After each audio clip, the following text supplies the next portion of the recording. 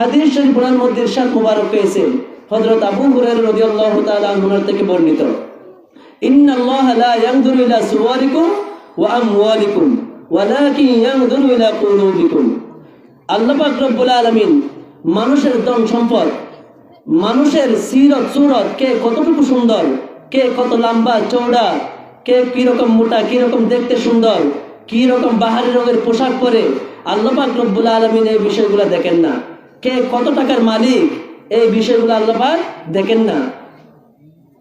ওয়ালাকিন ইয়ানজুরু ইলা কুলুবিকুম, আল্লাহ পাক রব্বুল আলামিন দেখেন মানুষের কলবের মধ্যে কি রয়েছে, কার কলব কি রকম পরিষ্কার হয়েছে, কে কতটুকু আল্লাহ পাক রব্বুল আলামিন ওনাকে সন্তুষ্ট করার জন্য ইবাদত বন্দেগী করে, নাকি মানুষকে দেখানোর জন্য ইবাদত বন্দেগী করে, এই বিষয়টি আল্লাহ পাক রব্বুল আলামিন দেখেন। জোরে বলুন সুবহানাল্লাহ।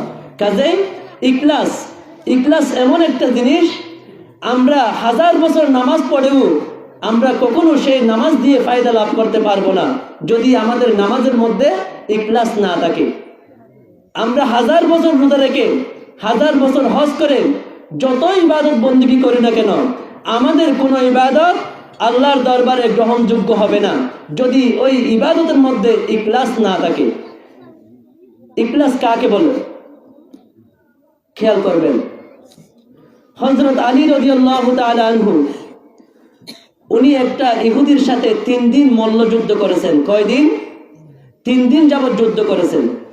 যুদ্ধ করার পরে 3 দিন পরে হযরত আলী রাদিয়াল্লাহু তাআলা আনহু ওই ইহুদিকে মাটিতে শোয়ালেন, ইহুদির বুকের উপর উঠে বসলেন, ইহুদির গলায় ছুরি চালাবেন, তরবারি চালাবেন।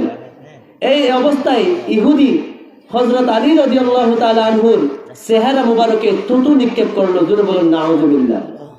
কি নিক্ষেপ করলো? থুতু নিক্ষেপ করলো। যখন থুতু নিক্ষেপ করলো, হযরত আলী রাদিয়াল্লাহু তাআলা আনহু ইহুদিকে ছেড়ে দিলেন। ইহুদি আশ্চর্য হয়ে গেল। ইহুদি বলল, হে হযরত আলী রাদিয়াল্লাহু তাআলা আনহু, আপনি আজকে 3 দিন যাবত আমার সাথে যুদ্ধ করেছেন, 3 দিন পর অনেক কষ্ট করে আমাকে মাটিতে শোয়ালেন, আর আমার গলায় ছুরি চালাবেন, এরপর আপনি আমাকে ছেড়ে দিলেন কেন? হযরত আলী রাদিয়াল্লাহু তাআলা আনহু জানালেন, হে ইহুদি, আমি 3 দিন যাবত যুদ্ধ করেছি আল্লাহর জন্য, তোমাকে মাটিতে শোয়াইছি আল্লাহর জন্য, তোমাকে হত্যা করব আল্লাহর জন্য। কারণ হাদিস শরীফে ইরশাদ মুবারক হয়েছে, মান আহাব্বা লিল্লাহি ওয়া আবগাদা লিল্লাহি ওয়া আতা লিল্লাহি ওয়া মানাআ লিল্লাহি ফাকাদ ইসতাকমালাল ঈমান। যে ব্যক্তি মুহাব্বত করবে আল্লাহর জন্য, দেশ পোষণ করবে আল্লাহর জন্য, কাউকে আদেশ করবে আল্লাহর জন্য, কাউকে নিষেধ করবে আল্লাহর জন্য, সে ব্যক্তি ঈমানে পরিপূর্ণ। জোরে বলুন সুবহানাল্লাহ। কাজেই আমি তোমার সাথে 3 দিন যুদ্ধ করেছি একমাত্র আল্লাহর সন্তুষ্টির জন্য, তোমাকে মাটিতে শোয়াইছি আল্লাহর সন্তুষ্টির জন্য, তোমার বুকের উপর উঠেছি আল্লাহর সন্তুষ্টির জন্য, তোমাকে হত্যা করবো আল্লাহর সন্তুষ্টির জন্য। এমত অবস্থায় তুমি যখন আমার চেহারা মুবারকে থুতু নিক্ষেপ করলে, আমার ভিতর গুসা পয়দা হলো, রাগ পয়দা হলো। এখন যদি আমি তোমাকে হত্যা করি, আমার গুসার জন্য হবে, আমার রাগের জন্য হবে, আমার জন্য তোমাকে হত্যা করা হবে, আল্লাহর জন্য হবে না। কারণ যে ইবাদতের মধ্যে, যে কাজের মধ্যে ইখলাস নেই, যে কাজের মধ্যে আল্লাহর সন্তুষ্টির জন্য হবে না, সেই কাজ কখনো আল্লাহর দরবারে কবুল হবে না। সেজন্য আমি তোমাকে ছেড়ে দিলাম। জোরে বলুন সুবহানাল্লাহ। ইহুদি সাথে সাথে আশ্চর্য হয়ে গেল এবং বলতে লাগলো, ও হযরত আলী রাদিয়াল্লাহু তাআলা আনহু, আমি অবাক হয়ে গেলাম। আমি দীর্ঘ বছর ইহুদি ধর্মের লোক, ইহুদি ধর্ম থেকে আমি যে বিষয়টি অর্জন করতে পারি নাই, আপনার সাথে শত্রুতা আমি করে, আপনার সাথে আমি 3 দিন যুদ্ধ করার পরে আমি আপনার কাছ থেকে এই বিষয়টি শিখলাম। ইখলাস যদি এত সুন্দর হয়, ইসলাম যদি এত সুন্দর হয়, আপনি আমাকে এখনই তওবা করে পড়িয়ে দিন কালিমাতুত তাইয়্যিবা লা ইলাহা ইল্লাল্লাহ মুহাম্মাদুর রাসূলুল্লাহ সাল্লাল্লাহু আলাইহি ওয়াসাল্লাম। ইহুদি হযরত আলী রাদিয়াল্লাহু তাআলা আনহুর হাত মুবারকে হাত রেখে কালিমা পড়ে মুসলমান হয়ে গেল। জোরে বলুন সুবহানাল্লাহ। এটার নাম হচ্ছে ইখলাস। আমাদের প্রত্যেকটা ইবাদত বন্দেগীর মধ্যে কি থাকতে হবে? ইখলাস থাকতে হবে। হাসরের মাঠে সর্বপ্রথম 3 জন ব্যক্তিকে ডাকা হবে। কয়জন ব্যক্তি? 3 জন ব্যক্তি। মিশকাত শরীফের 102 নম্বর পৃষ্ঠার মধ্যে হাদিস শরীফ কেন এসেছে। অনেক লম্বা হাদিস শরীফ, আমি বাংলা অর্থটা বলবো, আপনারা গভীর মনোযোগ দিয়ে শুনবেন। সর্বপ্রথম ডাকা হবে একজন শহীদকে। হে শহীদ, তুমি তো শহীদ হয়েছ, লোকে তো তোমাকে শহীদ বলে, তোমাকে তো আমি অনেক শক্তি দিয়েছি, তুমি আমার জন্য কি করেছ? ওই ব্যক্তি বলবে, আল্লাহ পাক, আমি আপনার রাস্তায় জিহাদ করেছি, শহীদ হয়েছি। আল্লাহ পাক বলবেন, তুমি কিসের জন্য শহীদ হয়েছ? আল্লাহ পাক আপনার সন্তুষ্টির জন্য। কাযাবতা, তুমি মিথ্যে বলছো, তুমি মিথ্যে বলছো, তুমি আমার জন্য শহীদ হওনি, তুমি আমার জন্য যুদ্ধ করেনি। লোকে তোমাকে শহীদ বলবে, বড় পালোয়ান বলবে। রাস্তাঘাটে যখন একটা মিছিল হতো, তুমি সেখানে বের হয়ে আগে নিজের আগে চলে যেতে, যেন মানুষ তোমাকে বড় পালোয়ান বলে, বড় সমাজসেবক বলে।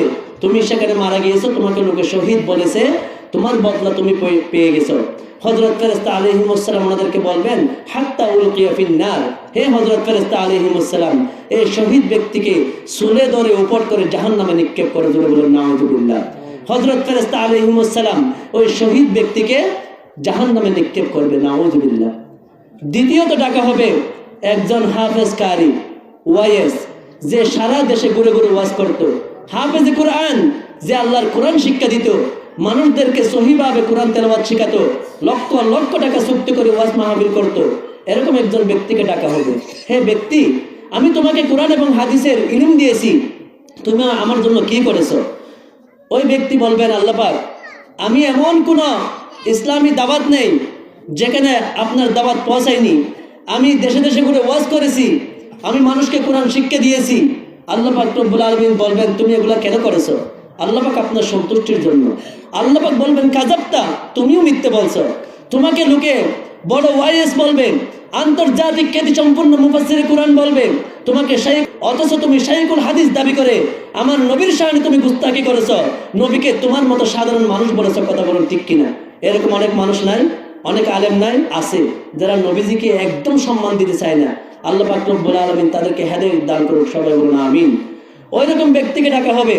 আল্লাহ পাক বলবেন, তুমি দেশে দেশে ঘুরে ওয়াজ করেছো, লক্ষ লক্ষ টাকা নেওয়ার জন্য চুক্তি করে তুমি ওয়াজ করেছো, 1,30,000 40,000 না দিলে তুমি যাবে না, মাহফিলে যাবে না, আগে অ্যাডভান্স না করলে তুমি মাহফিলে যাবে না, এরকম চুক্তি করে করে তুমি ওয়াজ করেছো। ওই মাহফিলের টাকা জোগাড় করতে গিয়ে মাহফিল কমিটির সুদের টাকা নিতে হয়েছে, মাহফিল কমিটির অনেকের দ্বারে দ্বারে লজ্জিত হয়ে অনেকের কাছে যাওয়া লাগছে তোমাকে টাকা দেওয়ার জন্য। আর তুমি 10 মিনিট 20 মিনিট 1 ঘন্টা আলোচনা করে তুমি 30-40,000 টাকা নিয়ে চলে গেছো, তোমার বদলা তুমি পেয়ে গেছো। আল্লাহ পাক রব্বুল আলামিন বলবেন, ও হযরত ফেরেশতা আলাইহিস সালাম, হাত্তা উলকিয়া ফিন নার, এই হাফেজ কারি ওয়াইসকেও আপনারা চুলে ধরে উপর করে জাহান্নামে নিক্ষেপ করুন। জোরে বলুন নাউযুবিল্লাহ। এবং তাই করা হবে। তৃতীয়ত ডাকা হবে একজন দানশীল ব্যক্তিকে, একজন দানশীল ব্যক্তিকে, হে ব্যক্তি, আমি তো তোমাকে অনেক টাকা দিয়েছি, লক্ষ কোটি টাকার সম্পদ দিয়েছি, গাড়ি দিয়েছি, বাড়ি দিয়েছি, তুমি আমার জন্য কি করেছো? ওই ব্যক্তি বলবে, আল্লাহ পাক, আমি আপনার এমন কোন ইসলামের খাত নাই যেখানে ব্যয় করিনি। আমি লঙ্গর কেন করে দিয়েছি, হাফেজ কেন করে দিয়েছি, মাদ্রাসায় দান করেছি, জাকাত ফিতরা দিয়েছি, রাস্তাঘাটে পুলের ব্যবস্থা করে দিয়েছি, কালভার্টের ব্যবস্থা করে দিয়েছি, এমন কোনো নেক কাজ নাই যেখানে আমি টাকা দান করি নাই। আল্লাহ পাক বলবেন, হে ব্যক্তি, তুমি এগুলি কেন দান করেছো? ওই ব্যক্তি বলবেন, আল্লাহ পাক আপনার সন্তুষ্টির জন্য। আল্লাহ পাক বলবেন, কাযাবতা, তুমিও মিথ্যে বলছো, লোকে তোমাকে দানবীর বলবে, অনেক দানশীল বলবে, সমাজসেবক বলবে, সেজন্য তুমি দান করেছো। বলা হবে, হাত্তা উলকিয়া ফিন নার, এই দানশীল ব্যক্তিকেও চুলে ধরে উপর করে জাহান্নামে নিক্ষেপ করে। জোরে বলুন নাউযুবিল্লাহ।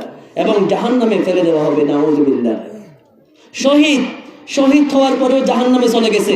হাফেজ কারি ওয়াইস দেশে দেশে ঘুরে ওয়াজ করার পরেও, কোরআন হাদিসের ইলম অর্জন করার পরেও জাহান্নামে চলে গেছে। দানশীল ব্যক্তি দান করার পর নামে চলে গেছে। কেন চলে গেছে?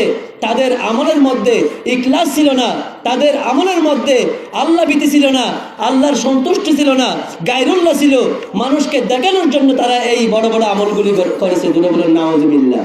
তাহলে ইখলাসবিহীন কোনো ইবাদত কি আল্লাহর দরবারে কবুল হবে? কখনোই হবে না। যদি হতো, শহীদ জান্নাতে চলে যেত, দানশীল জাহান্নামে যেত না, হাফেজ কারি ওয়াইস সে কখনো জাহান্নামে যেত না।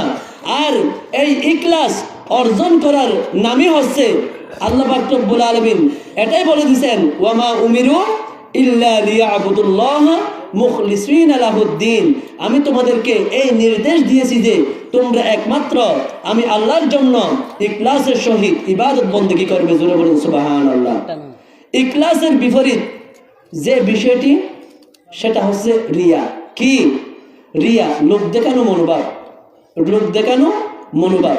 হাদিস শরীফ ওনার মধ্যে ইরশাদ মুবারক হয়েছে, আর রিয়া ও শিরকুল খফি, রিয়া হচ্ছে গোপন শিরিক।